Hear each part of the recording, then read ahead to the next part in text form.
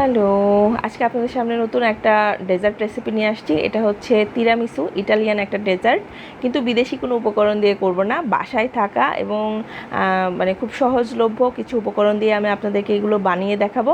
আশা করি আপনাদের ভালো লাগবে। তো চলেন শুরু করে এটা বানানোর জন্য কী কী লাগছে। প্রথমে এখানে আমি ক্রিম চিজ নিয়ে নিচ্ছি 300 গ্রাম। আর ক্রিম চিজটা কিন্তু আমার বাসাতেই বানানো। কিভাবে বানিয়েছি যদি এই ভিডিও আপনারা দেখতে চান, একটু কষ্ট করে আমাকে কমেন্ট করে জানাবেন, তাহলেই কিন্তু আমি এটা দিয়ে দিব। এখানে 500 গ্রামের মতো টক দই নিয়ে নিচ্ছি, আর এটাকে অবশ্যই পানি ঝরিয়ে নিয়েছি, কোনো রকমের কোনো পানি টক দইয়ে থাকা যাবে না। আর দিয়ে দিচ্ছি এখানে কনডেন্স মিল্ক দিয়ে দিব। আর কনডেন্স মিল্কটা কিন্তু আমি 1 কোটা পুরোটাই দিয়েছি, এখানে মানে এক্সট্রা কোনো চিনি আমি অ্যাড করব না, সেই কারণেই কিন্তু কনডেন্স মিল্কটা আমি একটু বাড়িয়ে দিয়েছি। আর টেস্টটাও কিন্তু খুবই ভালো আসে।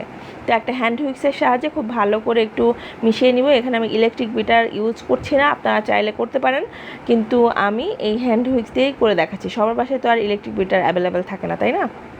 তো এখন খুব ভালো করে মেশানো হয়ে গেলে আমার মনে হলো এখানে আমি আরেকটু যদি 2 টেবিল চামচ গুঁড়া দুধ দেই, তাহলে কিন্তু এটা আরও একটা ভেলভেটি টেক্সচার এবং খুব ভালো একটা টেস্ট অ্যাড হবে, এই কারণে আমি দিয়েছি। তো যে কোনো ব্র্যান্ডের ফুল ক্রিম গুঁড়া দুধ এখানে দিতে পারেন। দিয়ে এটাকেও খুব ভালো করে আমি মিশিয়ে নিচ্ছি। আর এটা একটু ধৈর্য সহকারেই করতে হবে, যাতে কোনো ধরনের দানাভাব কিংবা লাম্পস না থাকে।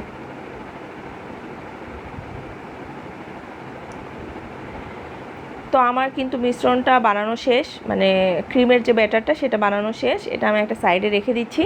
পরবর্তী স্টেপগুলো আমি করার জন্য চলে যাচ্ছি। তো এখানে একটা বাটি নিয়ে নিয়েছি, নিয়ে বাটিতে দিয়ে দিলাম হচ্ছে পানি, হাফ কাপ গরম পানি দিয়ে দিলাম। দিয়ে এখানে যে কফি পাউডারের যে প্যাকেট সেটা একটা দিয়েছি, দিয়ে খুব ভালো করে মিশিয়ে নিচ্ছি। নিয়ে এটাকেও একটা সাইডে রেখে দিচ্ছি।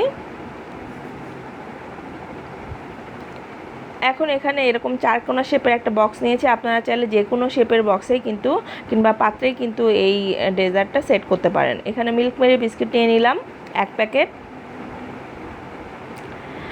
এখন যেটা করব, এই বিস্কিটগুলোকে খুলে আমি একটা একটা করে যে কফির মিক্সচারটা আছে সেখানে জাস্ট 2-3 সেকেন্ডের জন্য ট্যাপ করব, সাথে সাথে পানি ঝরিয়ে উঠিয়ে পাত্রের নিচে আমি এভাবে বিছিয়ে দিব। আপনারা ভিডিও দেখেই বুঝতে পারবেন আমি আসলে কিভাবে করছি। আর এটা কিন্তু বেশিক্ষণ ডুবিয়ে রাখা যাবে না, জাস্ট 2 থেকে 3 সেকেন্ডের জন্য ট্যাপ করতে হবে। তো এভাবে আমি নিচে লেয়ারটা দিয়ে নিচ্ছি। যার যে ফাঁকা অংশগুলো আছে এখানে আমি বিস্কিটটা ভেঙে একটু শেপটা করে নিচ্ছি, কারণ এটা তো গোল ডায়ামিটারের বিস্কিট, বুঝতেই পারছেন। তো এখানে আমি ক্রিমের ব্যাটারটা দিয়ে দিচ্ছি পর্যাপ্ত পরিমাণে, দিয়ে উপরে খুব ভালো করে স্প্রেড করে নিব।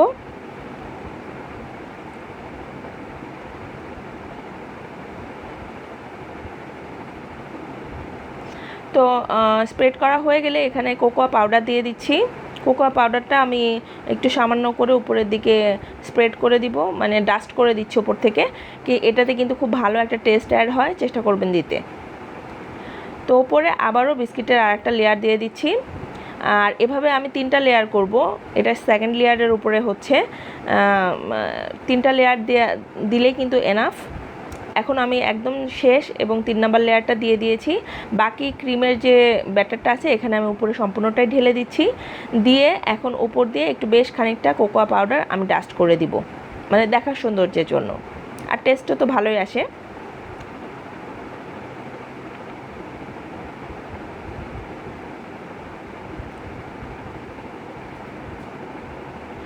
তো এই তো ডাস্ট করা হয়ে গেলে কিন্তু আমি এটার ঢাকনাটা আটকিয়ে আমি ফ্রিজের নর্মাল চেম্বারে ঠান্ডা হওয়ার জন্য রেখে দিব প্রায় 6 থেকে 7 ঘন্টা। আপনাদের হাতে যদি সময় না থাকে মিনিমাম 2 ঘন্টা রাখতে হবে। তো আমি এখানে একটু কথা বলে নিই, সেটা হচ্ছে যারা আমার চ্যানেলটা অলরেডি সাবস্ক্রাইব করেছেন, যে আপু কিংবা ভাইয়ারা, তাদের সবাইকে অনেক অনেক ধন্যবাদ। আন্তরিকভাবে তাদের কাছে আমি থ্যাঙ্কফুল যে তারা আমাকে অনুপ্রেরণা কিংবা উৎসাহ দিচ্ছেন। আর যারা আমার চ্যানেলের নতুন এই ভিডিওটা দেখছেন কিংবা অন্য ভিডিও দেখেছেন, তারা কাইন্ডলি আমার চ্যানেলটিকে একটু সাবস্ক্রাইব করে দিবেন। আর যদি ফেসবুক থেকে দেখে থাকেন অবশ্যই কিন্তু আমার পেজটিকে ফলো করে রাখবেন। চেষ্টা করব আপনাদের সাথে নতুন নতুন ভিডিও শেয়ার করার, কিংবা ঘরোয়া উপকরণে কম সময়ে কিভাবে রান্নাগুলো করা যায় সেটা দিতে। তো এখানে আমি আপনাদেরকে কেটে দেখাচ্ছি। এটা কিন্তু খেতে খুবই মজা হয়। আর আপনারা দেখেছেন ব্যাটারটা কিন্তু অনেকটাই পাতলা টাইপের ছিল, কিন্তু ফ্রিজে যখন চিল হয়েছে ঠান্ডা হওয়ার পরে কিন্তু একদম কেকের যে শেপ হয় সেই রকমেরই হয়েছে। আর টেস্টের কথা তো আমি বলবোই না, এটা এত মজা হয় খেতে, মানে বাসায় যে কোনো নাস্তার টেবিলে যদি আপনি এটা সার্ভ করেন সবাই অন্য কিছু রেখে এটাই খাবে, এতটা মজা হয়। তো আমি আপনাদেরকে একটু সার্ভ করেও দেখাচ্ছি। তো ভালো থাকবেন সবাই। ভিডিও যদি ভালো লাগে অবশ্যই একটা লাইক কমেন্ট শেয়ার করবেন। পেজটিকে ফলো করে রাখবেন যদি ফেসবুক থেকে দেখেন, চ্যানেলটিকে সাবস্ক্রাইব করেন যদি ইউটিউব থেকে দেখে থাকেন। ভালো থাকবেন সবাই, আল্লাহ হাফেজ।